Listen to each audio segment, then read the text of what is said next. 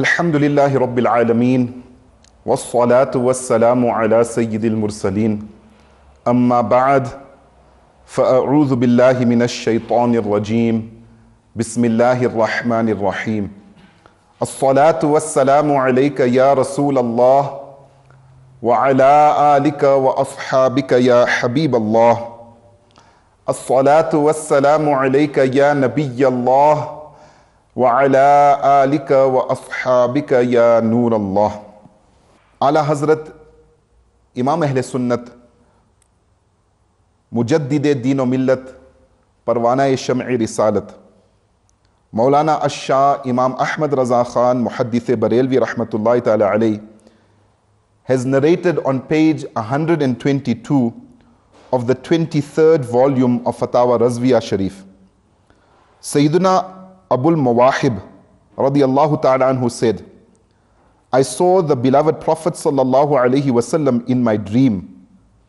Rasulullah sallallahu alaihi wasallam said to me, you will intercede for 100,000 people on the day of judgment. I asked, Ya Rasulullah azza wa jalla wa sallallahu alaihi wasallam, how did I gain such a great status? Rasulullah sallallahu alaihi wasallam said, because you recite salat and salam upon me and send its reward to me. Sallu ala الحبیب sallallahu ta'ala ala Muhammad sallallahu alayhi wa sallam salatan wa salaman alayka ya sayyidi ya Rasulallah wa ala alika wa ashabika ya Habib Allah. Dear viewers of Madani channel, welcome back to the Silsilay branches of faith. In the previous silsilas, we had discussed the beliefs regarding Allah Azza wa Jal, regarding the attributes of Allah subhanahu wa ta'ala, regarding the af'al of Allah subhanahu wa ta'ala. And in today's episode, we will be discussing the institution of nubuwwat. The institution of nubuwwat is a fundamental institution in the beliefs of a Muslim. As Muslims, we have to bring faith in all the prophets alayhimus salatu wassalam. What is a Nabi and who is a Nabi? A Nabi refers to that human being upon whom Allah Azza wa Jal sent down wahi, revelation, for the purpose of guidance. All Nabis were one human being and two men. There wasn't a Nabi that was female, nor was there a jinn who was a Nabi. Almighty Allah subhanahu wa ta'ala is not obliged to send prophets. It is through the grace and the mercy of Allah subhanahu wa ta'ala that He Azza wa Jal sent down prophets for the guidance of people. It is necessary for revelation to descend upon a Nabi, upon a prophet, be this through an angel or without any means whatsoever. Almighty Allah Azza wa Jal revealed many scriptures, sahifas, and heavenly books to numerous Anbiya alayhimus salatu wassalam. From amongst them are a few very prominent ones. The Tawrat, which was revealed to Nabi Musa alayhi salatu wassalam. The Zabur, which was revealed to Nabi Dawood alayhi salatu wassalam. The Injil, which was revealed to Nabi Isa alayhi salatu wassalam. And the most exalted book, the Holy Quran, which was revealed upon the most exalted Nabi, mine's, yours, the universal Rasul, Aqaidu Alam, Noor Mujassam, Shah Adam wa Bani Adam, Shafa'i Umam, Hazrat Muhammad Mustafa sallallahu ta'ala alayhi wa alihi wasallam. All the books of Allah Azza wa Jal are equally regarded as His divine word. And there is no question of one being superior to the other except in the sense of one being a means of greater reward than the other. Allah Azza wa Jal is one, and His kalam, His word is one. There is no room for more or less exalted in His kalam, as His kalam, His divine word, is qadeem, in other words, non-creation. As the Zat of Allah subhanahu wa ta'ala is qadeem, so too are the sifat of Allah subhanahu wa ta'ala qadeem. It is non-creation. It is azali and abadi. It is eternal without a beginning and everlasting without an end. All the heavenly books and scriptures are haqq, and all are the word of Allah Azza wa Jal. It is necessary to bring iman in everything which has been mentioned in them. However, it must be noted that Almighty Allah Azza wa Jal had entrusted the past books to the followers, to the Ummah of that time. But they were unable to preserve it or memorize it. The word of Allah Azza wa Jal did not remain with them in the original form as it had been revealed to them, because the mischievous ones amongst them altered these books, making changes, additions, and deletions to suit their own desires. This is known as tahrif. Thus, if anything from these books are presented to us, and we find that it is in conformity with the Holy Quran, then we should acknowledge it. And if it is contrary to the Quran, then we should know for certain that it is one of those things which were altered. If we are unable to establish whether it is in conformity with the Quran or whether it had been altered, then we should just say, Amantu billahi wa malaikatihi wa kutubihi wa rusulihi. We believe in Allah, His angels, His books, and all the prophets, alayhimus salatu wassalam.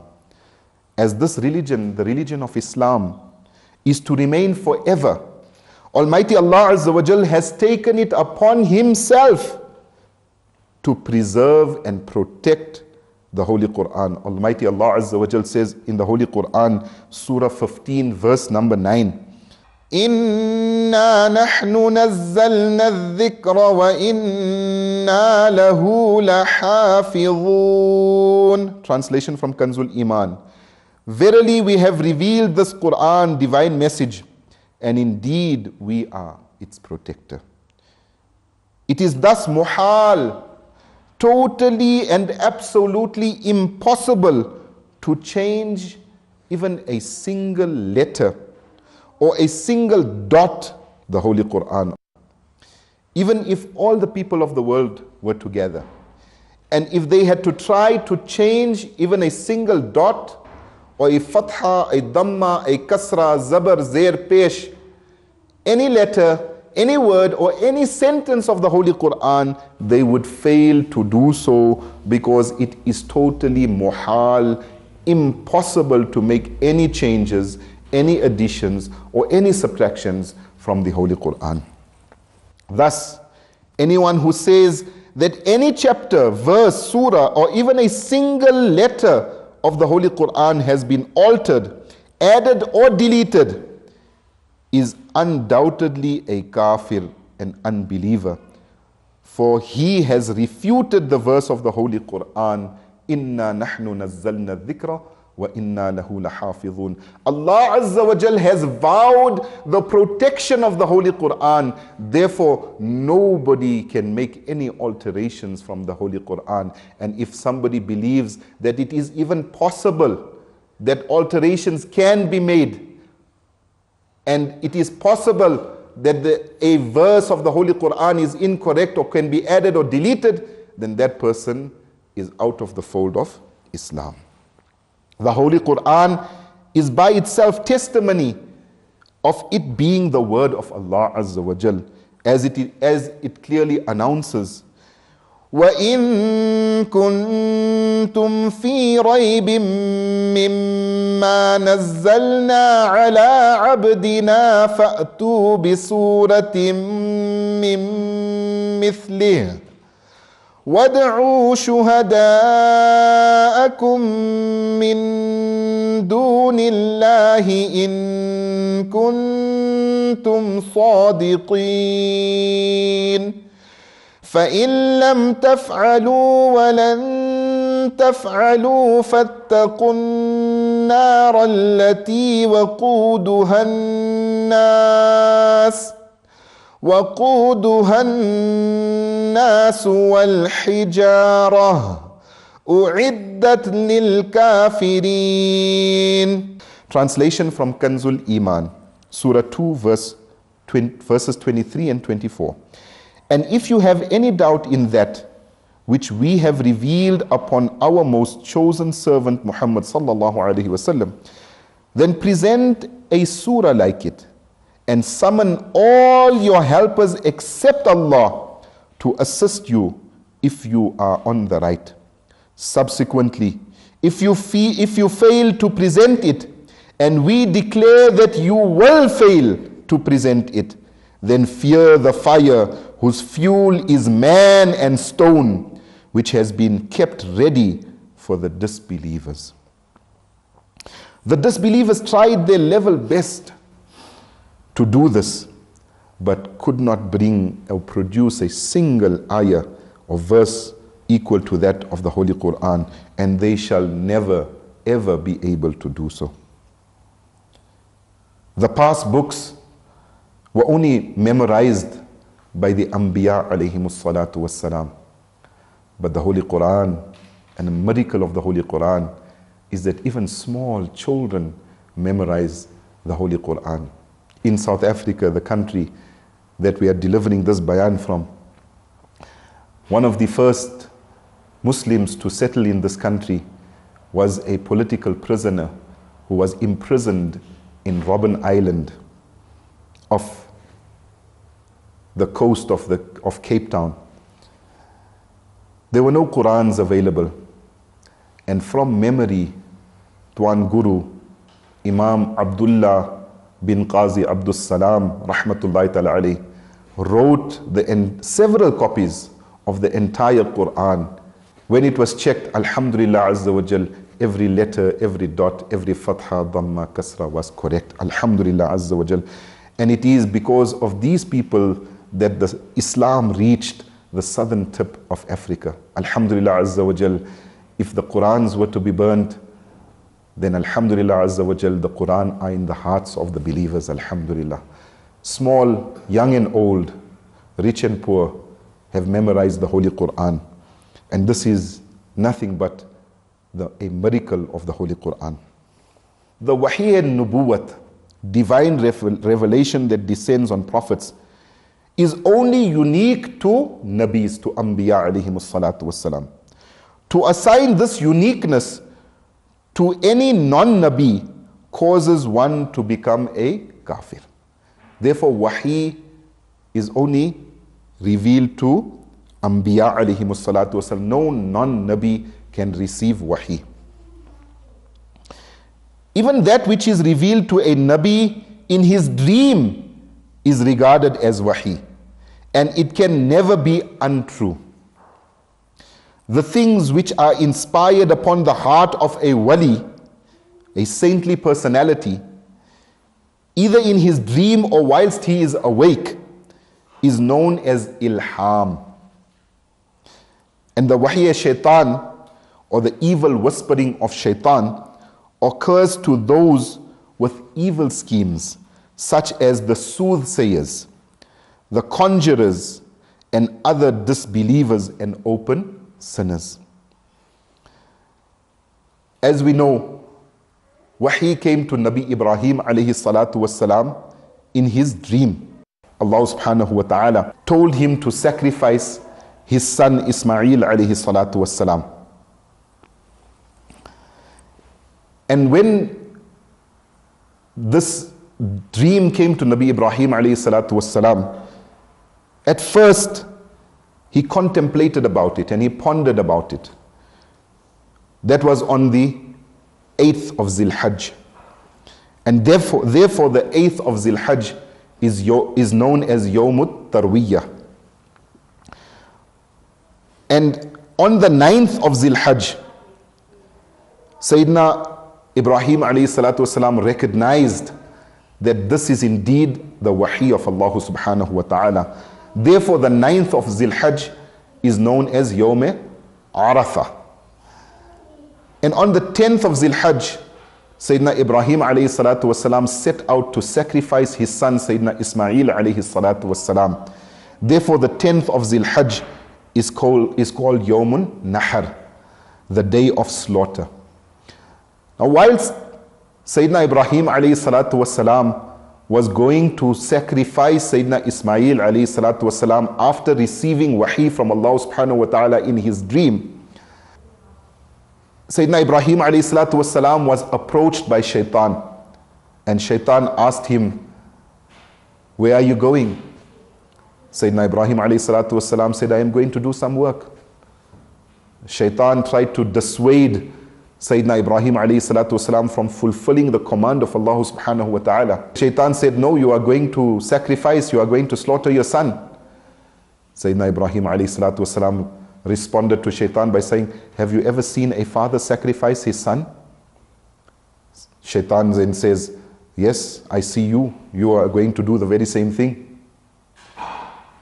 Sayyidina Ibrahim alayhi salatu wasalam stoned Shaitan, and he went to fulfill the command of Allah subhanahu wa ta'ala, and he was successful in fulfilling this command of Allah subhanahu wa ta'ala. Therefore Allah subhanahu wa ta'ala says in the Holy Quran, we call to him, "O Ibrahim, you have indeed made the dream come true, and this is how we reward the righteous ones. Indeed, this was a clear test, and we rescued him in exchange of a great sacrifice as ransom." This incident,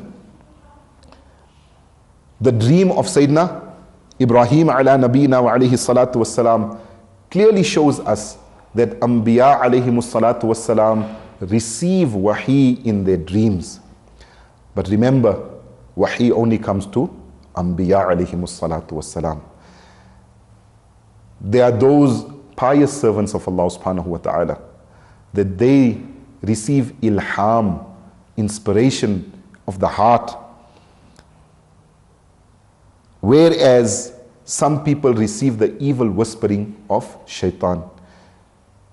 Just a point to note that because Sayyidina Ibrahim alayhi salatu wasalam was a Nabi, therefore he had to act upon the command of Allah subhanahu wa ta'ala, because when he received the message in his dream that was wahi from Allah subhanahu wa ta'ala, no non-Nabi can sacrifice their sons nor anyone else just by receiving a message in a dream. Nubuwwat or prophethood is not kasbi. It is not something that can be acquired through self-effort and striving in worship. No amount of ibadat, no amount of riyazat, no amount of nawafil salah or recitation of the Holy Quran can elevate a person's station to nubuwwat. This is something which Almighty Allah Azza wa Jal by His grace bestows upon whom He wills. Verily, He has bestowed it to those whom He has made worthy of this unique position. They are pure from all undesirable qualities and blessed with all the most exalted qualities and character traits even before being blessed with nubuwwat.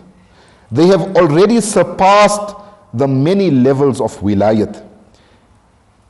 His ancestry, lineage, body, words, actions, and practices are free from anything which is abominable and undesirable. They are blessed with great wisdom and perfectly incomparable intelligence, which surpasses the intelligence of all others. The intelligence of any intellectual or philosopher cannot even come close to 100,000th fraction of intelligence of a Nabi. Allahu a'lamu haythu yaj'alu risalatah. Allah knows well where to place and trust His divine message. ذَلِكَ فَضْلُ اللَّهِ يُؤْتِيهِ مَنْ يَشَاءُ وَاللَّهُ ذُو الْفَضْلِ الْعَظِيمِ. It is Allah's grace. He bestows it to whom He wills, and Allah is the most benevolent.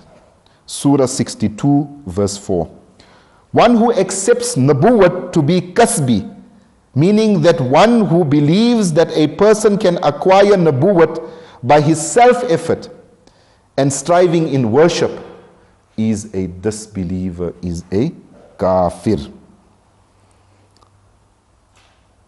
My dear Islamic brothers and viewers of Madani channel, Alhamdulillah Azza wa Jal, today we have learned a few Madani pools regarding the institution of wilayat. We have also learned a little bit about the revealed books. Inshallah Azza wa Jal, in the next episode, we will learn a little bit more about this institution of wilayat. What is the difference between a Nabi and a Rasul? Which are the Anbiya alayhimus salatu wassalam that are mentioned in the Holy Quran, and much, much more. Keep watching Madani channel. صلوا على الحبيب صلى الله تعالى على محمد صلى الله عليه وسلم.